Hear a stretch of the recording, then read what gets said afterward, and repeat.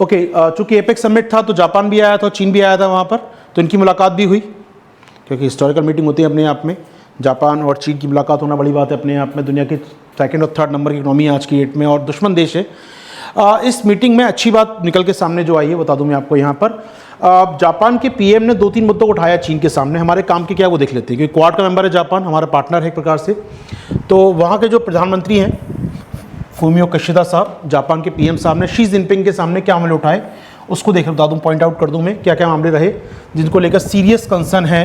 किस बारे में? पहली बात तो चीन की सैन्य गतिविधियां बढ़ रही हैं कहां पर? पूर्वी चीन सागर में। वन लाइनर, चीन की सैन्य गतिविधियां बढ़ रही हैं पूर्वी चीन सागर, मतलब चीन सागर में चीन ये मान लीजिए, ये ताइवान मान लीजिए, ये छोटा सा जापान यहाँ मान लीजिए इस प्रकार से। तो ये जो इलाका है ये पूर्वी चीन सागर का इलाका कहता है ये। तो पूर्वी चीन सागर में चीन की गतिविधियां बढ़ रही हैं, सैन्य गतिविधियां बढ़ रही हैं, तो उसको लेकर चिंता जाहिर की यहाँ पर जापान ने। दूसरा, जापान के सी फूड या समुद्र से भोजन प्राप्त होता है, मछलियाँ आती हैं या फिर झींगा आता है, जो भी सी फूड होता है उसको चीन ने बैन लगा दिया है। चीन नहीं खरीदता जापान से अब, और दुनिया में सी फूड का बड़ा एक्सपोर्टर है जापान। जापान की इकोनॉमी बड़ी डिपेंड है सी फूड एक्सपोर्ट पर, और चीन ने बैन लगा दिया है। वो क्यों लगा दिया आप जानते हैं? उसके पीछे घटनाक्रम जिम्मेदार है फुकुशिमा। क्या हुआ था? 2 लाइन समझ लीजिए। जापान में 2011 में एक सुनामी आई, जिसके बाद वहाँ का एक शहर है फुकुशिमा, नाम सुना होगा आपने, फुकुशिमा, सेंदई प्रांत, सेंदई प्रांत का नाम है और शहर का नाम है फुकुशिमा। सेंदई आपदा प्रबंधन पढ़ा होगा आपने नाम, सेंदई फ्रेमवर्क। तो सेंदई प्रांत प्रोविंस का नाम है सेंदई वहाँ के, और शहर का नाम था फुकुशिमा। 11 मार्च 2011 को यहाँ डिजास्टर हुई, यहाँ पर न्यूक्लियर प्लांट बर्बाद हो गया, यहाँ का पूरा फुकुशिमा का न्यूक्लियर प्लांट बर्बाद हो गया, और 2011 से ये पूरा शहर उजाड़ हो गया। सुनामी के बाद यहाँ पर नाभिक की दुर्घटना हो गई, यहाँ पर पूरा बंद कर दिया गया शहर। लगभग 11-12 साल से शहर बंद था, कंप्लीट कोई नहीं था, आबादी निर्जन हो गया था। नाभिक के प्लांट को बंद करके रखा गया था बिल्कुल वहाँ पर। 2023 में आकर जापान सरकार ने फुकुशिमा प्लांट की सफाई की, और जो पानी भरा हुआ था इसके अंदर उसको निकाल के समुद्र में डाल दिया। तो एनवायरमेंटलिस्ट को चिंता ये हुई कि यार फुकुशिमा का पानी जब डाला जा रहा है कहाँ पर? समुद्र में। तो फुकुशिमा का पानी क्या मतलब? नाभिकीय पानी है ये, इसमें यूरेनियम होगा इसके अंदर, रेडियोएक्टिव एलिमेंट होंगे इसके अंदर। तो फुकुशिमा जो वाटर बोलते हैं, वेस्ट वाटर बोल सकते समझने के लिए, फुकुशिमा का अपशिष्ट पानी जो है इसको लेकर चिंता थी यहाँ पर। इसको डाल दिया कहाँ पर? जापान ने समुद्र के अंदर डाल दिया गया है, और ऐसा दुनिया के कई देशों का मानना है समुद्री जीव इससे प्रभावित होंगे, इससे समुद्री जीव खराब होंगे, उनकी बॉडी में रेडियोएक्टिव एलिमेंट आ जाएंगे, उनके शरीर में नाभिकीय तत्व आ जाएंगे।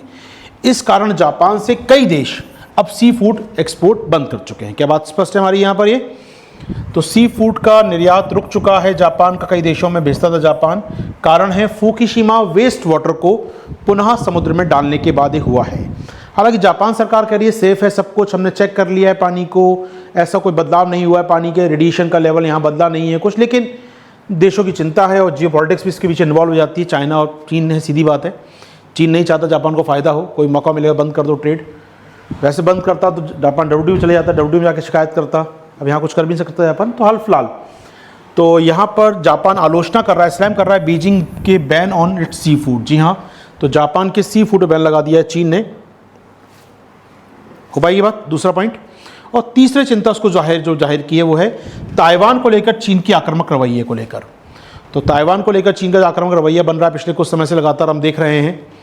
ताइवान के आसपास ड्रिल कर रहा है चाइना, वहाँ पर मिलिट्री ड्रिल कर रहा है, एक्सरसाइज कर रहा है लगातार, वहाँ पर धमकियाँ दे रहा है जिस प्रकार वो, उसको लेकर माहौल खराब होता जा रहा है। हो पाएगा ये?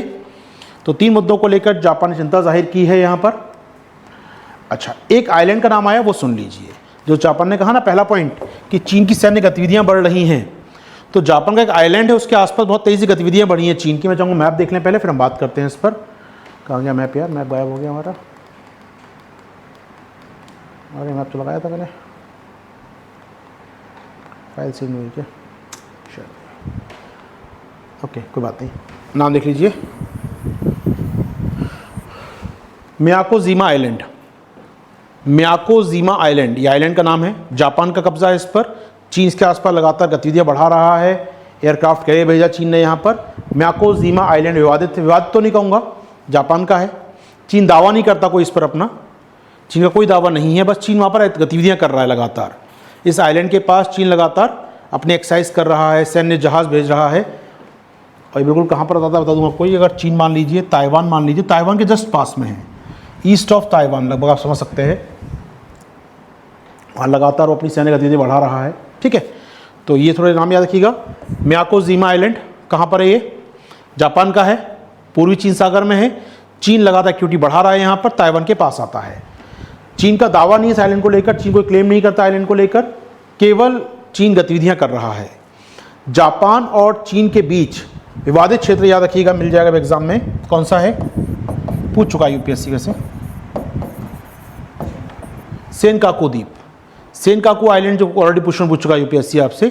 सेनकाकू या इसका नाम है दियागो भी कहते हैं इसको हम लोग, दियायु द्वीप भी कहते हैं।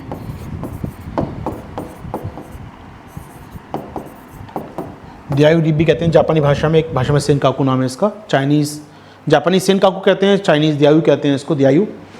तो दोनों अपने क्लेम है इसको लेकर। ये क्लेम है चीन और जापान के बीच में, इसको लेकर विवाद है। यहाँ तो आए दिन झगड़े होते ही रहते हैं, लेकिन मिर्जा का जो आपने देखा हुआ नया द्वीप, वहाँ पर सैन्य गतिविधियाँ बढ़ रही हैं चीन की, इसको लेकर जापान चिंतित हो रहा है।